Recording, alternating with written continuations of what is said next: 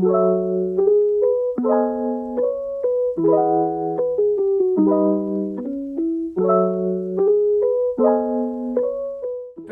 miq, mirë se erdhët sërish në kanalin tim.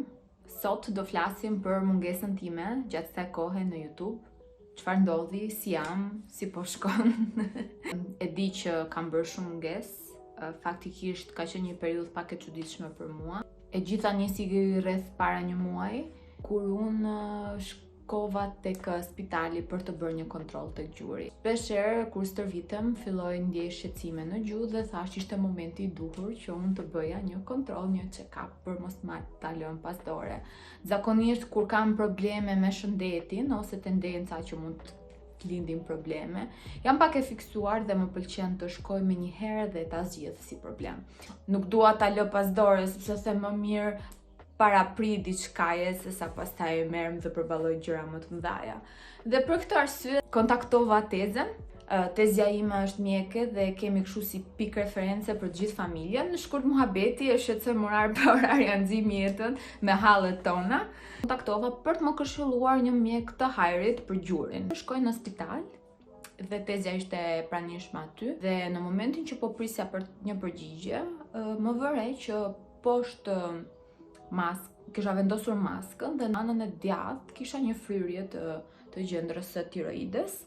Më pyet çfarë ke atë fryrje dhe unë buzëqesh sepse faktikisht diçka të tillë ka pas vënë re dhe mami para disa vitesh kur jetoja në Itali.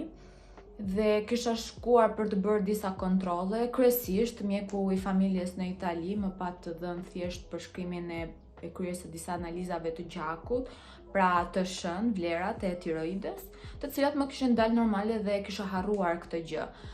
Nuk e kisha vazhduar më tej, duke qenë se dhe mjeku vet i familjes nuk më dha udhëzime të tjera. Menjëherë tezja më çon të bëj një vizitë, një ekografi tek endokrinologu përkatës. Nuk është se u friksova, them drejtën, sepse gjithmonë mundohem të marr gjërat shumë, ta bëj forcë veten, ta çoj përpara vetëm, mos friksohem, mos të stresohem, por t'i bëj ballë gjërave, mos të mendoj shumë. Ula aty, pasi bëj kontrollin përkatës, doktoresha në këtë rast, endokrinologja, më thotë që unë kam lindur me një tiroide të fryrë, me multiciste. Dhe përveç kësaj që këtë gjë e kam që nga lindja dhe nuk është se ka diçka për të bërë në këtë rast, sepse kisha diçka të lindur, kam qenë gjithmonë me këtë, por nga ana tjetër më thotë që gjithashtu në anën e djathtë të tiroides ishte formuar një nodus. Më bën disa pyetje ku kam lindur, sepse me sa kuptova unë, persona që lindin në veri të Shqipërisë kanë tendencë të kenë pak më shumë probleme me tiroide në krahasim me ato që lindin në pjesët e tjera të Shqipërisë. Ishte hera e parë që dëgjoja këtë gjë. Dhe unë vetë kam lindur në veri, por nuk është se kam jetuar shumë atje. Megjithatë, e thash, gjithashtu dhe profesionin që bëj, nëse kam marrë rreze apo jo, kam qenë ekspozuar ndaj rrezeve. Pasi kryeva ekografin, më këshillon që ta vazhdoj kontrollin e nodusit duke bërë një analizë që është një tip biopsie, citologji quhet, tani më erdhi në mendje, dhe më drejtoi tek një klinik në Shallvare, ku ndodhet një mjek i cili bën këtë gjë. Unë të them të drejtën, shkova aty duke menduar se do bëja një eko. Dhe shkova kështu si capit e kasapit, do me thënë shumë shale fare, si që thuhet në italisht, as po e vrisja mendin fare dhe thash, hajde do jetë ekografia e radhës, dhe kur po bëja check-inin dhe po bëja pagesën e analizës, dhe ai thosha s'ka gjë, thosha se do më shofi mjeku, kur më thot ajo sekretarja në check-in, thot, dëgjoj më po ti do bësh analizë, as do bësh ekografi. Dhe unë aty zverdhem totalisht. Lëre që kishin qenë dhe shumë të ngarkuara në punë, isha duke u marrë me një projekt shumë të madh dhe them të drejtën isha përqendruar shumë te projekti, më shumë se sa tek shëndeti. Por gjithashtu mundova që të njëjtën kohë të bëja të dyja, që edhe këtë pjesën e shëndetit mos ta lija pas. Shkoj aty marr forcë, një grua tjetër që ishte aty, mos ki merak se edhe unë e kam bërë, nuk do ta ndjesh fare. Edhe i thash, po mirë, më thash, si është kjo analiza? Po ja tha, do të marrin material këtu, sa nga nodësi, unë si do marrin material të qa me vete, as do bëj anestezi, as gjë, isha dhe më thënë në panik total. Megjithatë, marr forca, edhe madje kisha veshur dhe këtë fustanin, tani që po e mendoj. Marr forca dhe futëm aty brenda dhe i jap ekon që kisha bërë doktorit dhe asistentës së tij më shtrin më ribëj një eko, por me njëherë i them doktor, unë kam më shumë frikë, nuk e dija çfarë do bëja. Erdha kështu, ja, të thash, më mirë bëja tregoj troç, thash se po bëj në një skemë, kush e di, pak të më ndihmon pa. Dhe në fakt mjeku ishte shumë fani, shumë simpatik, sepse me emrin tim filloi duke pyetur, nga ta kam vënë emrin, jo Albania, jo Romina, që të ma hiqte pak mendjen, dhe më ribënde një herë ekon, më konfirmuan të gjithë diagnozën që më kishte bërë doktoresha, dhe më pas filloi procedura e kryerjes së analizës. Të them të drejtën, ishte një analizë shumë e durueshme, as pak e padurueshme, frikshme, absolutisht. Vetëm gjë që unë bëra është mbylla syt që mos shifja pajisjet dhe ndoqa udhëzimet e mjekut, i cili të udhëzonte të mbaje kokën shumë lart, sepse në këtë mënyrë tërhiqej gjithë pjesa dhe ti ndjeje sa më pak procedurën që ato do bënin. Dhe pastaj punonin, doktori bënte marrjen e materialit dhe asistentja ndihmonte që të kalon, domethënë që të bëhej sa më mirë. Kështu që nëse do t'ju bie t'ja bëni citologjinë, mos keni frikë. Është e përballueshme realisht, unë e bëra dhe nuk më dhimbti. Normalisht ndjem pak bezdi, por është diçka e përballueshme absolutisht, sidomos ne vajzat që përballojmë gjëra më të vështira, kështu që mos keni frikë, po shkoni bëni. Unë faktikisht kur dola nga endokrinologe e bëra shaka tezës, kur më tha nodus, sepse normalisht tashmë sa herë përdorin fjalën nodus, në mendje t'ju vjen më një herë gjëra, okay, do operohem, okay, do e heq, dhe të vinë në mendje gjëra shumë të frikshme. Unë nuk e mendova shumë, vetëm i thash tezës, tezë do ta heq këtë, unë i them tezës Xia, dhe i them Xia do ta heq këtë. Jo, thot, nuk është problem, thot, do ta mbajmë nën kontroll, se zakonisht vetëm 1% e vogël hiqet e tjerë dhe po më shpjegonte. Megjithatë, mbasi e mbyll analizën, mbyll dhe punët e radhës që isha duke bërë me këtë projektin, që do dali së shpejti dhe mezi pres t'ja u tregoj. Në darkë, nga rreth orës 9, teza më merr në telefon dhe më thotë që kishte dalë rezultati. Kjo biopsia, kind of biopsi që ishte, sepse biopsia e vërtet është duke u bërë tani, kishte dalë me vlerë 2 deri në 3. Mbi vlerën 4 ishte zakonisht vlerësohej kancer dhe kur është 5 hiqet me një herë, kurse në rastin tim kur ishte 2-3, nuk ishte asë një gjë, domethënë nuk ishte keq fare, por nuk ishte as mirë. Dhe mbas një konsulte shumë serioze me mjekun e endokrinolog dhe duke vlerësuar të gjitha rastet e tjera që kam parë mjekët, më këshilluan, normalisht nuk është se më detyruan, më këshilluan ta heq, do vinte një moment që unë duhet ta hiqja herët ose vonë. Dhe në rastin tim, duke qenë se jam akoma young dhe mund ta përballoj më mirë operimin, më këshilloi të bëja që tani. Diskutova gjatë me tezën dhe për pasojat, çfarë pasojash mund të kishte operimi edhe heqja e tiroides, dhe më tha që një nga gjërat që unë do kem gjithë jetën është që duhet të marr hormonin e tiroides në mënyrë artificiale, pra duhet ta marr vetë çdo ditë, duke qenë se në momentin që ti heq tiroiden nuk e prodhon më. Gjithashtu mund të kisha rrezik dëmtimin e kordave zanore, ose në fillim të operimit mund të kisha zërin e ngjirur, mungesë të kalciumit, vitaminës D, këto gjërat e tjera që më pas mi përsëriti dhe mjeku i cili më bëri operimin. Nuk nuk është se mendova gjatë, them drejtën. Nuk e mendova shumë gjatë sepse nëse të ofrohet një mundësi që ti të parandalosh diçka që mund të bëhet e keqe në të ardhmen, mendoj se të gjithë ne e marrim me një herë si hap. Shqetësimi më i madh ishte që të shkoja në duart e mjekëve të më të mirë në Tiranë. Për këtë u mbështeta përsëri tek tezja dhe i kërkova që të shkojmë të paktën tek mjeku më i mirë në mënyrë që të kisha një operim sa më të suksesshëm. Dhe kështu që vendosa që ta bëja dhe nuk është se mendova shumë gjatë, u bëra e fortë, nuk lexova në internet dhe thjesht vendosa që ta përballoj këtë gjë. Në të njëjtën kohë kisha bërë dhe analizën e TSH-s, e cila më doli me norma të rregullta, sepse shpesh herë më kam pyetur në Instagram kur bëra operimin se çfarë shenjash kisha, se normalisht shumë njerëz mund të kenë dhe frikë për veten e tyre, mund të kenë shqetësime. Në rastin tim unë nuk kam patur asnjë shenjë. Edhe analizat e gjakut, TSH-ja, vlerat më kanë dalë gjithmonë shumë mirë. Nuk kam ndier asnjëherë shqetësime. Vetëm gjë që më ka vënë re dhe mami dhe tezja ka qenë fryrja e gushës. Por që nuk është se ndodhte gjatë gjithë kohës, për mendimin tim mund të ketë qenë dhe në periudha ku tiroidja punonte akoma dhe më shumë dhe vihej në dukje akoma dhe më shumë fakti që unë kisha një tiroide të fyrë, me multiciste dhe me nodus. Besoj dhe jo vetëm besoj, por edhe mjekët më thanë që tiroidja është dhe diçka gjenetike.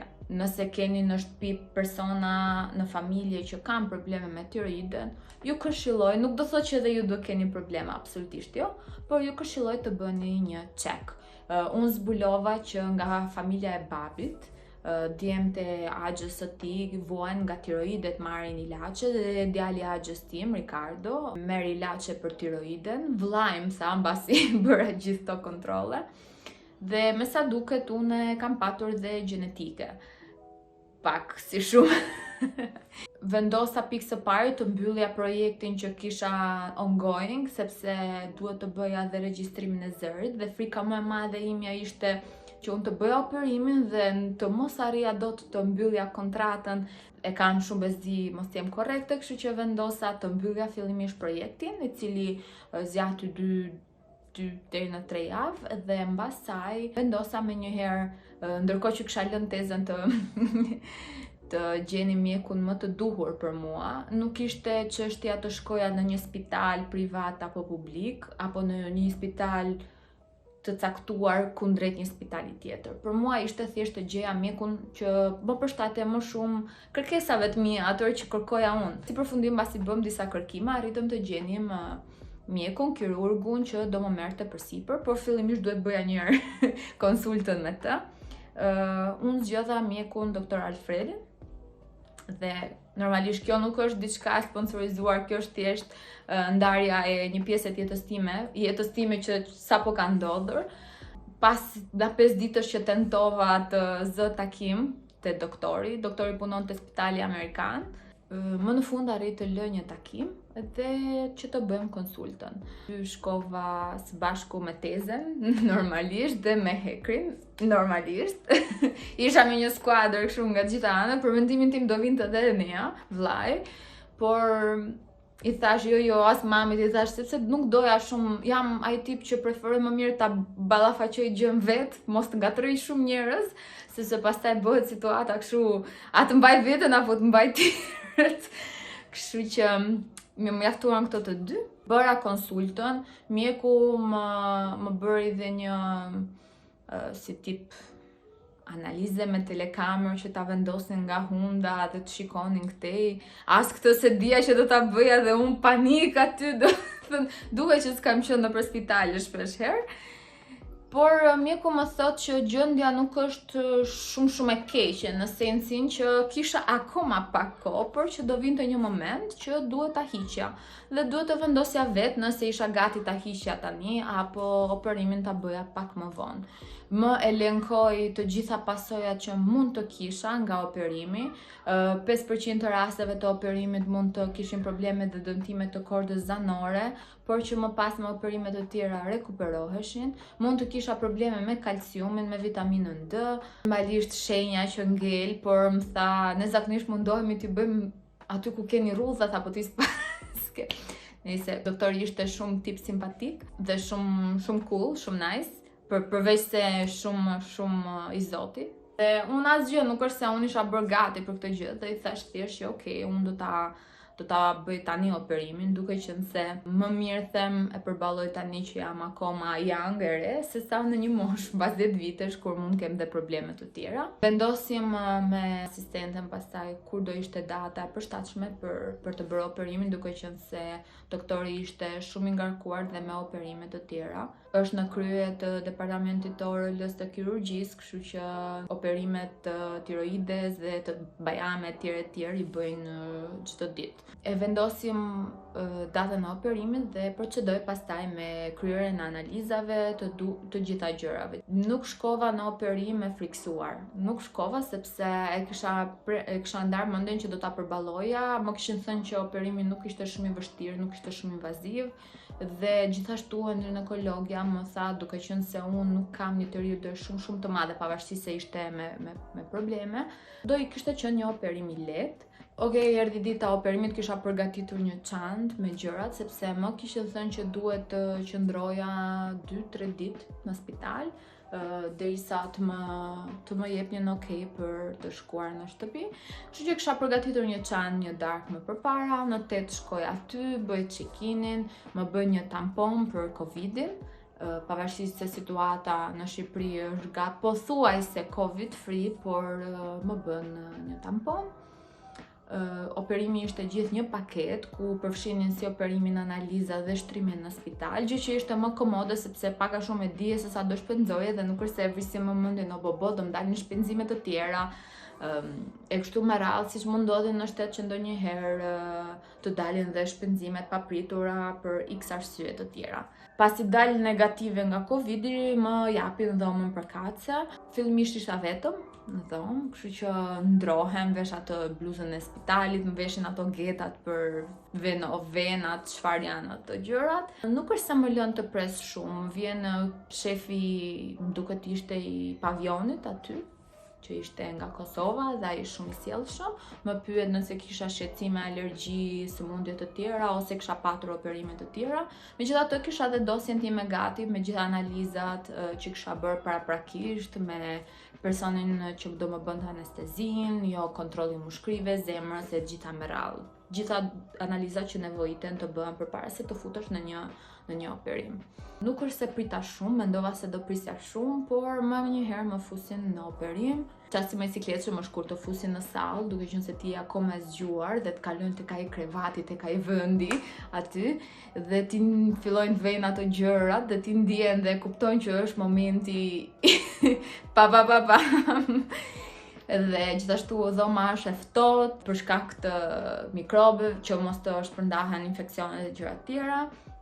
Por stafi ishte shumë i sjellshëm, më trullosin pak dhe vendosem në gjumë. Domethënë vazhdon operimi. Operimi ka zgjatur 2-3 orë. E mbaj mend që me zor jam zgjuar nga narkoza. Kisha provuar edhe një herë narkozë të lehtë, por këtë narkozë të tillë nuk e kisha provuar asnjëherë dhe e mbaj mend që më thrisnin dhe unë nuk doja të zgjohesha, nuk zgjohesha, më nuk hapja syt, aq rënd isha. E mbaj mend që në gjën e parë që kam thënë kur më ka dalë narkoza, kanë qenë sa ma ka bërë shenjën doktori.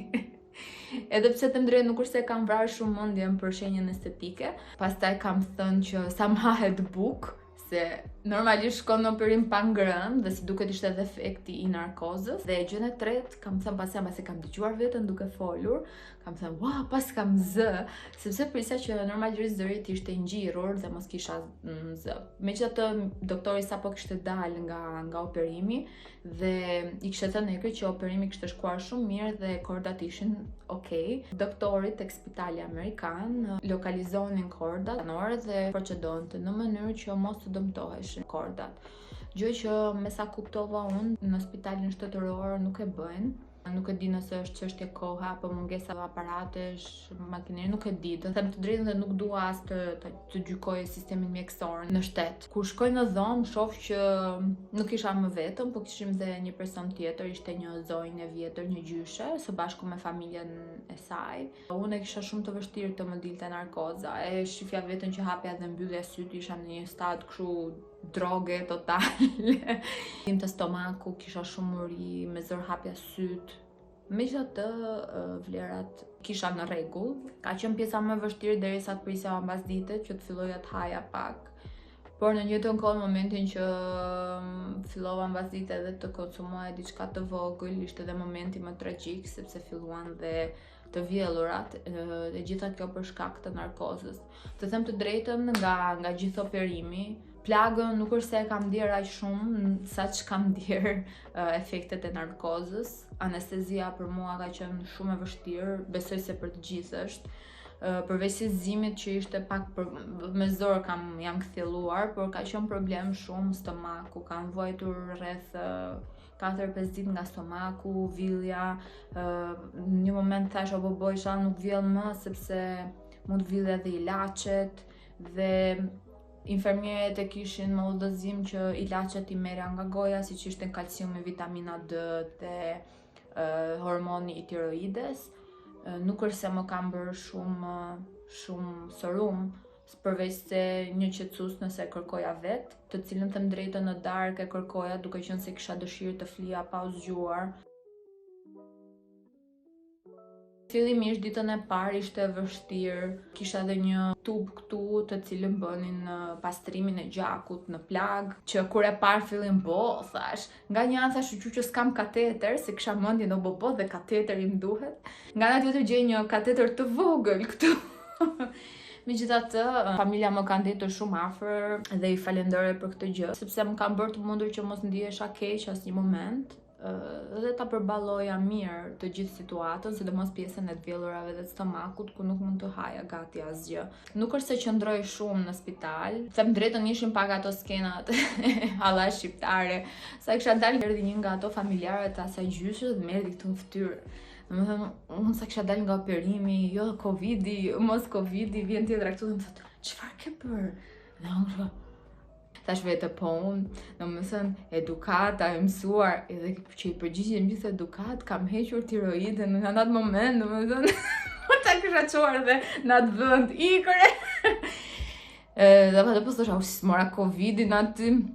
Por dhe se këto skenat këshu fani, por që fati im ishte që 2 net kam patur dhomën vetëm, dhe një natë ka fletur Hekri dhe një natë ka fletur Enea. E njarit dhe dreka.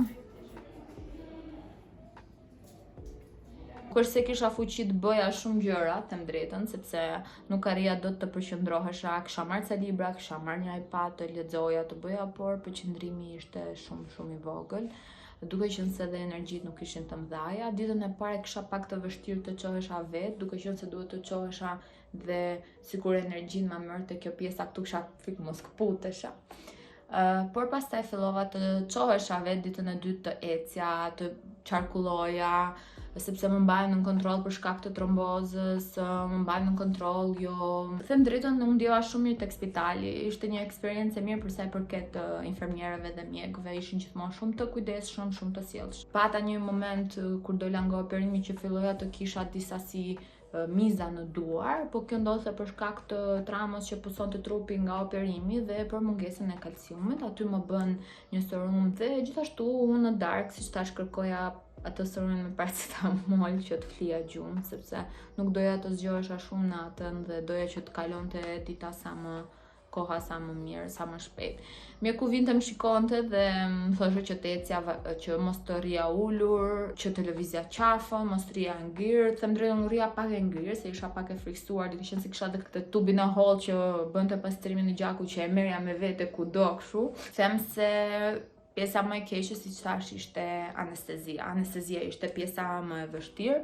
Erdhi momenti që të dilja, duke qenë se gjitha parametrat isha okay, dhe analizat që më bënën 6 të mëngjesit çdo ditë për të parë vlerat e kalciumit në gjak dhe gjëra të tjera që i dim vet ato, më dilin okay, vendosën që mbas 2 ditësh qëndrimi në spital të më lejonin të shkoja në shtëpi. Vendosa të qëndroja tek mami disa ditë në mënyrë që mos të rria vetëm. Kur bëra check-outin nga spitali, mendova që do më mbanin, sepse dola përsëri me një të vjellur kështu. Por ishte thjesht efekti i anestezisë që akoma trupi po pastrohej. Të them të drejtën, e kam marrë veten shumë shpejt, nuk është se kam dirë ndonjëherë se kur më mungon diçka ose kam hequr diçka nga trupi, them se doktori ka bërë një punë shumë të mirë. Vetëm gjëjt normalisht që kisha plagën, por për pjesët e tjera, përveç stomakut, e mora veten mjaft shpejt. Tani kam filluar kurën, vazhdoj kurën, se kam filluar që ditën e parë që kam bërë operimin me hormonin e tiroides. Është akoma në fazë, le ta quajmë eksperimenti, duhet ta marr për një muaj rresht dozën tani, sepse më pas duhet të bëj disa analiza me ginekologun për të vendosur dozën e përshtatshme për mua. Secili nga ne që heq tiroiden ka një dozë të caktuar të tillë, nuk është se kemi të njëjtë të gjithë. Frika më e madhe për mua ka qenë adaptimi i trupit tim me ilaçin, sepse kisha frikë mos fryhem, kisha frikë mos kam pasoja të ndryshme në humor etj. Për momentin peshën e kam mbajtur si gjithmonë, edhe pse po tregohem pak e kujdesshme me ushqimin, nuk po abuzoj dhe po mundohem të ha shëndetshëm, fruta, perime, peshk dhe kështu pak a shumë. Kjo është e gjitha historia, këto janë 2 javët e fundit dhe jo më saktë, këto janë 1 muaj i fundit i imi. Jam duke pritur akoma rezultatin e biopsisë dhe gjithashtu nesër do heq paint më në fund, sepse problemi për të larë flokët, për të larë trupin, domethënë ishte dramatike, mund të laja vetëm nga këtu poshtë ose vetëm kokën kështu. As në parokeri nuk shkoja dot sepse nuk ulesha dot në këto karriket që ishin. Megjithatë të them se jam mirë, nuk ankohem, dua ta përballoj me sa më pozitivitet që mundem këtë situatë. Janë gjëra që ndodhin dhe nuk kam pse ta mendoj negativisht të drejtën. Çdo gjë kalon, çdo gjë përballohet. Po të më pyesje para 1 jave, a do ta bëj ashtu si shkova, se unë shkova kështu dyst fare kështu në operim, as se mendoja asgjë dhe thosha, dhe më drejtën po ta mendoja sërish, të po dhe mendoja edhe i herë ta kaloja të gjithën, por që kalon. Vete thjesht një kutim dhe kaq, people, kaq.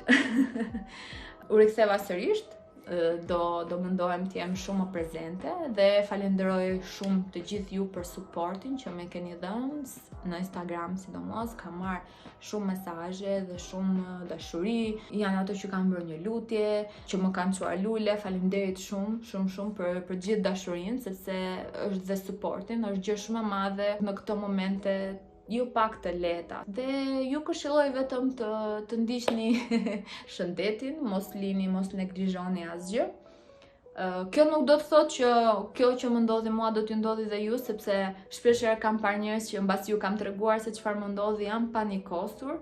Megjithatë, thjesht një kontroll, një eko tek mjekët e duhur nuk është keq për të bërë, kështu që go for it, mos i neglizhoni. Për të tjerat ju uroj sa më shumë shëndet njerëz, shëndet. Faleminderit shumë që ishit me mua në këtë video, ku ju tregova ndodhjet e Rominës në periudhën e fundit. Ne bashkë do shihemi në videot e ardhshme. Ciao!